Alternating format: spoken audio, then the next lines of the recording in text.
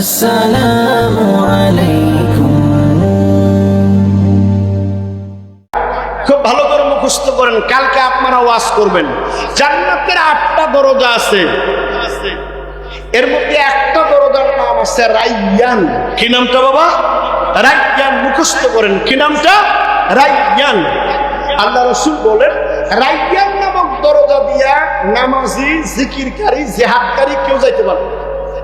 রাইয়ান নামক দরজাটা শুধুমাত্র যারা ঠিক মতো রোজা করবে, রোজাদারদেরকে আল্লাহ মিছিল করাইয়া ঢুকাবেন রাইয়ান নামক দরজা দিয়ে। আলহামদুলিল্লাহ বলবেন না? তাহলে আমরা কি রাইয়ান দিয়া জান্নাতে যাইতে চাই? তাহলে কি রোজা ছেড়ে দেওয়া যাবে? বলেন যাবে? এবার বিজ্ঞানীরা কি বলে জানেন? বিজ্ঞানীরা বলে, ও আল্লাহর বান্দা, তোমারে সুস্থ রাখার জন্য আল্লাহ 30টা রোজা ফরজ করছে। সুবহানাল্লাহ কোন? কেমনে? কোন মানুষ যদি 30টা রোজা করে, এর দ্বারা আল্লাহর সন্তুষ্টি তো পাবেই, আল্লাহ তো খুশি হবেই, মাঝখান দিয়ে আপনার দেহটা সুস্থ হয়ে যাবে। আলহামদুলিল্লাহ বলবেন না? বিজ্ঞানী কেএম আব্দুর রহিম বলেছেন, 11 মাস জনমের মতো খাওয়ার কারণে দেহের মধ্যে যে জৈব বিষ জমা হয়, ক্ষতিকর পদার্থ জমা হয়, 1 মাসের রোজার দ্বারা এই জৈব বিষ ধ্বংস হয়, শরীরটা সুস্থ হয়। সুবহানাল্লাহ বলবেন না? আপনাদের সহজে বোঝাই, আমাদের একটা পাকস্থলী আছে না নাই? পাকস্থলীর কাজ কি বলেন তো? খাবার হজম করা। খাবার হজম করা। আপনি বলেন, সব মেশিনের একটা রেস্টের দরকার আছে না নাই?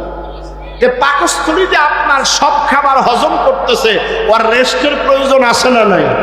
আল্লাহ তাআলা আপনারে আমারে সুস্থ রাখার জন্য এই 30 দিন রোজা দিয়া এই ভিতরের মেশিনগুলাকে রেস্টের ব্যবস্থা করে আবার সচল করে দিয়ে আমাদেরকে সুস্থ করে দিয়েছে। সুবহানাল্লাহ। আমার ভাইরা, আমার বন্ধুরা, সুতরাং এই রমজান মাসের মর্যাদা কত বেশি এটা বলে শেষ করা যাবে না। খেয়াল করেন আমার বারা, আল্লাহর নবী জনাবে মুহাম্মদুর রাসূলুল্লাহ, সবাই বলি সাল্লাল্লাহু আলাইহি ওয়াসাল্লাম, নবী বলেন, মান শামা রমাদানা ঈমানান ওয়া ইহতিসাবান গুফিরা লাহু মা তাকদ্দামা মিন জামবিহি আও কামা ক্বালা আলাইহিস সালাতু ওয়াস সালাম। আল্লাহর যেই বান্দা ঈমানের সঙ্গে সওয়াবের আশায় রমজান মাসে রোজা করবে, আল্লাহ তার পিছনের জীবনের সব গুনাহ মাফ করে দিবে। জোরে বলুন সুবহানাল্লাহ। আল্লাহ পিছনের জীবনের সব গুনাহ মাফ করে দিবে রোজার মাধ্যমে। আল্লাহু আকবার বলেন। অনেকে বলে, হুজুর রোজা কি জন্য রাখবো? আমার কি খাবার অভাব আছে নাকি? আরে বেটা, বাহাদুরি করে রোজা যে রাখো না, আল্লাহ যদি চান এমন একটা রূপ দিয়া দেব, ডাক্তারে বলবে সকালবেলা টুস, দুপুরবেলা ঠুস, রাতের বেলা খাইতে পারবা না। ঠিক কিনা বল? তুমি যে রোজার দিন ফরজ রোজা বাদ দিয়া জনমের মতো খাও, সুস্থ রাখার মালিককে। আরো জোরে বলেন আল্লাহর নামটা, ভালো করে বলেন। এই যুবকেরা ভালো করে বলো আল্লাহর নামটা। সুস্থ রাখার মালিককে। সাবধান, হুঁশিয়ার, ফরজ ইবাদত রোজা বাদ দেওয়া যাবে না। জনমের মতো খান, খাও জনমের মতো। এমন রূপ হবে, এমন রূপ যদি আল্লাহ বেজার হইয়া দিয়া দেয়, তাহলে মুক্তির কোনো উপায় থাকবে না। চোখের সামনে বালা বালা খাবার খাইতে পারবা না, রোজা বাদ দিয়ে খাও। কলিজায় সাহস কত মুসলমানের! নাউজুবিল্লাহ বলেন, নাউজুবিল্লাহি মিন শার। আল্লাহ আমাদেরকে বুঝ দেখ, বলি আল্লাহুম্মা আমিন। রোজাদারের জন্য 2টা আনন্দ। আগে কোন আল্লাহু আকবার। হাদিসের মধ্যে আছে, একটা আনন্দ হলো ইফতারের আগে আগে পেঁয়াজি, হালিম, বেগুনি, মুড়ি দিয়া যখন মাখায়, কি মজা! এইটা রোজা না থাকলে টের পাওয়া যাবে? একজন সকালেও খাইছে, দুপুরেও খাইছে, বিকালে নাস্তা কইরা এখন বাজার আইসা দেখে ইফতারের টাইম শরীক হয়ে গেছে। রোজাদাররা যে মজা পাবে, এই লোকটা কি সেই মজা পাবে? জোরে পাবে? পাবেন। আমার ভাইরা শুধু কি তাই, রোজাদারের জন্য দুইটা আনন্দ। একটা ইফতারের সময়, কেন জানেন? ইফতার সামনে নিয়ে, খুব ভালো করে শুনেন, ইফতার সামনে নিয়ে রোজাদার যা দোয়া করবে আল্লাহর দরবারে কবুল হয়ে যাবে। সুবহানাল্লাহ বলবেন না?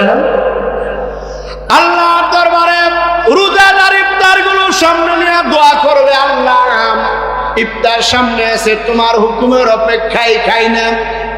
রব্বুল আলামিন রোজাদারের দোয়াগুলো কবুল করে নেবেন।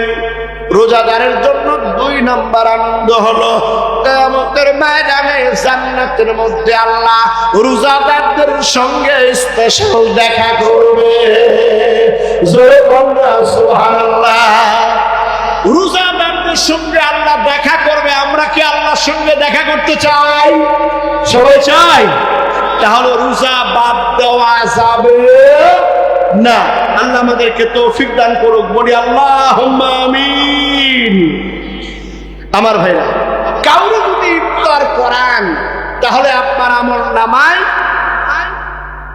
সব তো হবেই, আপনি মিনিমাম 3টা পুরস্কার পাবেন, হাদিসের মধ্যে আছে। সুবহানাল্লাহ। একজন গরিব মানুষ, তারে যদি আপনি ইফতার করান রমজান মাসে, আপনার জন্য মিনিমাম 3টা ব্যবস্থা। 1 নম্বরে আপনার জীবনের গুনাহগুলো মাফ করে দিবেন কে? আল্লাহ তাআলা। 2 নম্বরে জাহান্নাম থেকে আপনাকে মুক্ত করে দিবেন কে? আল্লাহ তাআলা। 3 নম্বরে যারা ইফতার করাইছেন তার রোজার গুনাহ সওয়াব আল্লাহ আপনারে দিয়ে দিবে। সুবহানাল্লাহ কইবেন না? এক সাহাবী বলল যে হুজুর, আমরা মানুষকে পেট ভরে ইফতার করাবো এই সামর্থ্য নাই, তাহলে কি করতে পারি? নবী বললেন, পেট ভরে খাওয়াইতে হবে না, একটা খেজুরের টুকরা অথবা 1 গ্লাস পানি দিয়েও যদি কাউরে ইফতার করাও, আল্লাহ তোমার এই 3টা পুরস্কার দান করবে। তবে আমার উম্মতের কোন মানুষ যদি গরিব দুঃখী মানুষের পেটটা ভরে ইফতার করাইয়া দেয়, খুব ভালো করে শোনেন, নবী বলেন, তবে যাদের সামর্থ্য আছে তারা যদি কোনো গরিব দুঃখী মানুষের পেটটা বইরা শান্তি মতো ইফতার করাইয়া দেয়, নবী বলেন, আমি নবী কথা দিলাম তারে হাউজে কাউসার পান করাবো। এই জন্য নিজেরা বুদ্ধি করবেন, আপনার বাড়ির ইফতার পাশের বাড়ি পাঠাবেন, পাশের বাড়ির ইফতার আপনার বাড়ি পাঠাবে, আপনার ইফতার বোনের কাছে পাঠাবেন, ভাইয়ের ঘরে পাঠাবেন, ভাই আবার আপনারে দিবে, পরস্পর সব কামাই করবেন, গুনাহগুলো মাফ হয়ে যাবে। জোরে বলুন সুবহানাল্লাহ।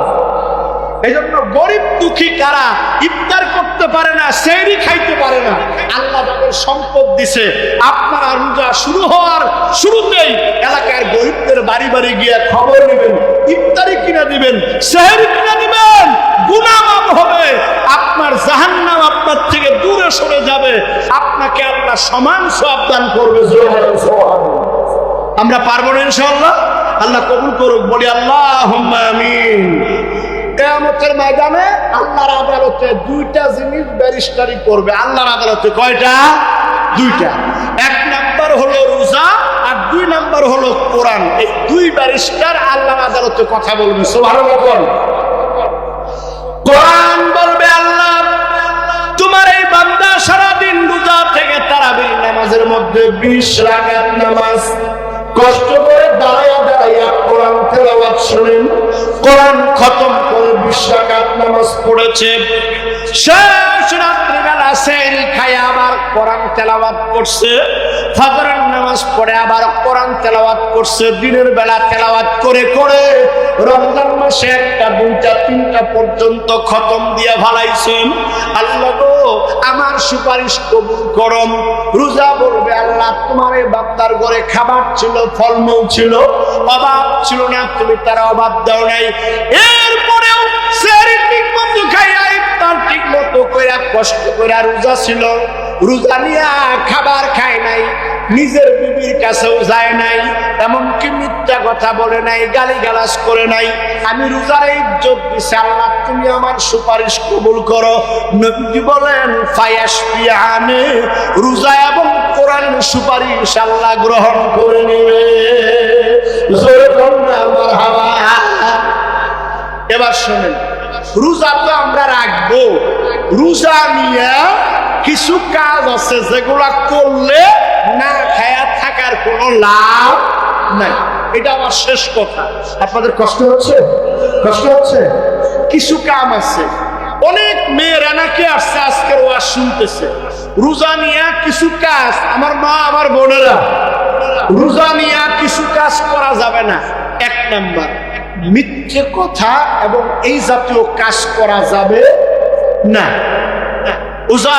রোজা নিয়ে মিথ্যা বললে শুধুমাত্র উপোস পারা ছাড়া আর কোনো লাভ হবে না। মিথ্যা বলা যাবে? বলেন যাবে? যাবে? যাবে না।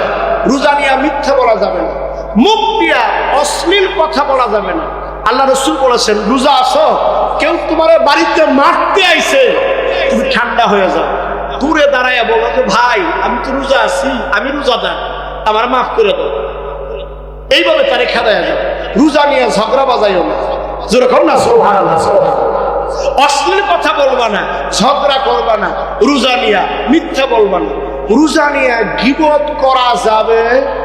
বলেন বলেন, যাবে? গীবত কারে কয়? গীবত হইল যেই দোষটা সামনে বললে সে কষ্ট পাবে সেটা পিছনে বলা, এর নামে গীবত।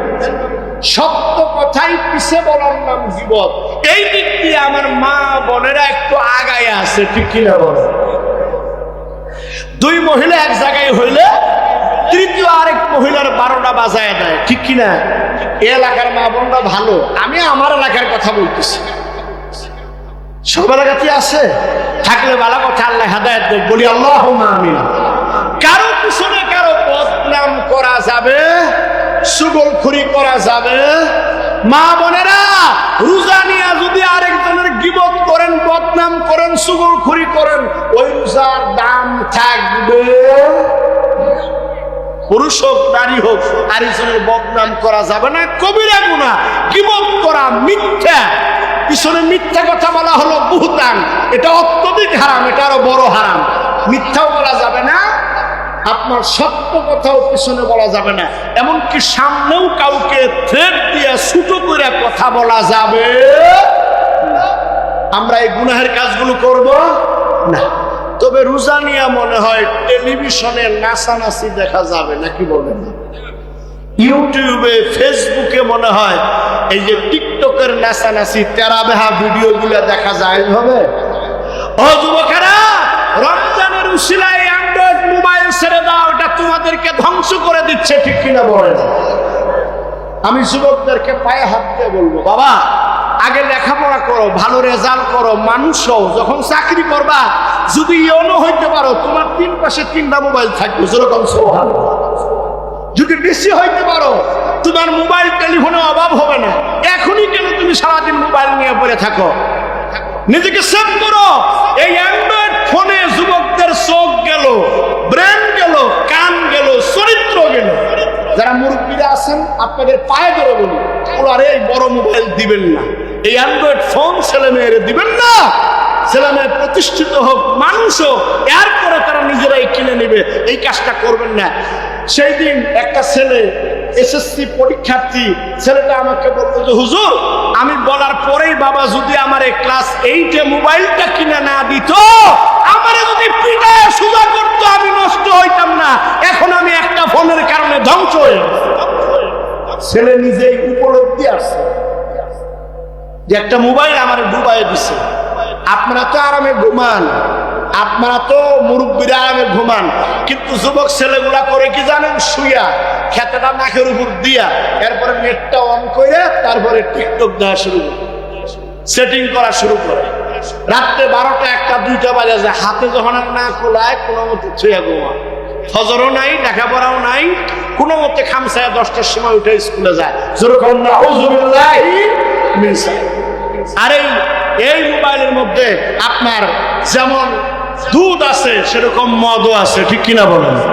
আরে যুবকরা তো মদই বেশি দেখে, আর দেখার কারণে তাদের চরিত্রগুলো নষ্ট হয়ে যায়, ঠিক কিনা বলেন?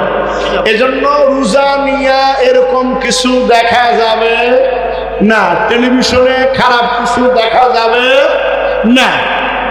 খুব সাবধান, কষ্ট করে রোজা থাকবেন, এর মধ্যে মিথ্যা বলবেন না, চুগলখড়ি করবেন না, গীবত করবেন না, অশ্লীল কিছু দেখবেন না। কোন মেয়ে মানুষ বেপরদা হয়ে যাচ্ছে, তার দিকে ১৩ চোখে তাকায় যদি দেখেন চোখের রোজা নষ্ট হয়ে যাবে, চোখের জেনা হয়ে যাবে। যেরকম নাউজুবিল্লাহ। যদি দাঁড়ায় দাঁড়ায় মজা করে কান দিয়ে গান শোনেন, কানের রোজা নষ্ট, আপনার হবে কষ্ট। রোজা কষ্ট করবেন কিন্তু রোজা কবুল হবে। কাজেই আমরা চোখ দিয়েও খারাপ দেখবো না, কান দিয়েও খারাপ শুনবো না। রাজি আছি তো ইনশাআল্লাহ? আমি আপনাদের আদব ভদ্রতা দেখে অনেক খুশি হয়েছি। আপনাদের জন্য দোয়া করি, আল্লাহ যেন আপনাদের রোজাগুলো কবুল করে।